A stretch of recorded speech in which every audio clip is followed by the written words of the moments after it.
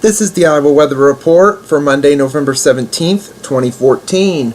And now our first look at the 0Z GFS model run at noon today. We have the trough bringing that cold polar Arctic air straight from the North Pole and the Siberia straight across the pole into our neck of the woods, and it's going to be downright chilly today. Highs will struggle into the teens for highs, with a few flurries possible, and especially in our northeastern counties during the afternoon. Otherwise, partly to mostly sunny skies, but that sunshine is not going to help a whole lot with the temperatures. Tuesday morning, we could see some record or near record lows around the single digits above zero, maybe a few places below zero.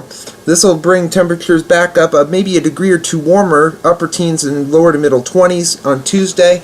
Then Wednesday, another disturbance clips the northeastern counties with some flurries once again. And with that, let's say the temperatures would be a couple degrees warmer, mainly in the 20s across the state. And then that looks to be the case as we move into Thursday. Still fairly cold. Any snowfall would be over the Great Lakes. A little bit of precipitation off to our south, and another storm coming into the west coast. And that's still going to be out there here as we move into Friday. Temperatures start to warm up a little bit more. Could see some 30s in at least the southwestern half of the state. Upper 20s elsewhere, given the snowpack that is around with the snow that came through this weekend.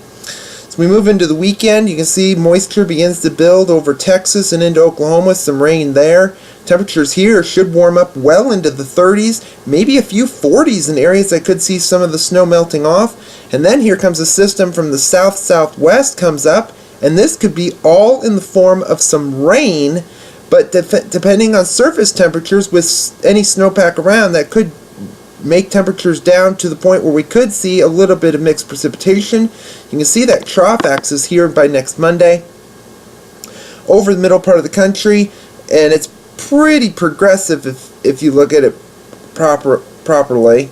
Still mainly that system begins to move off. Cold air starts to entrain back into it, so early next week we could see a little bit of wintry precipitation with it. We'll have to wait and see in the coming days if this continues. Going into the extended period, on Black Friday, we have an upper level feature almost cut off over the Gulf Coast states, Louisiana, Mississippi, Alabama.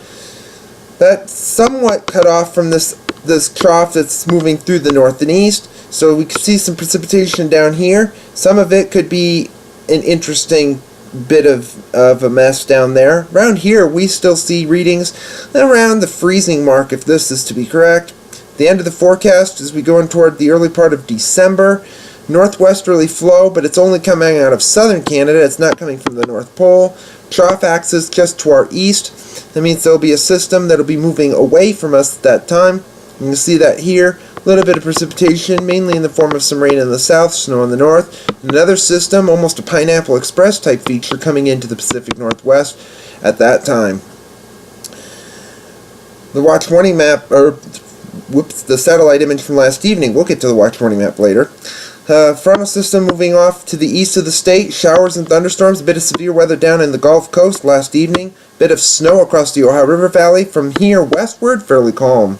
You can see the watch warning map looks fairly calm. Winter weather advisory around here is for some blowing snow later today. Snow advisories extended from eastern Oklahoma all the way into New England, and also across a tornado watch down in the south.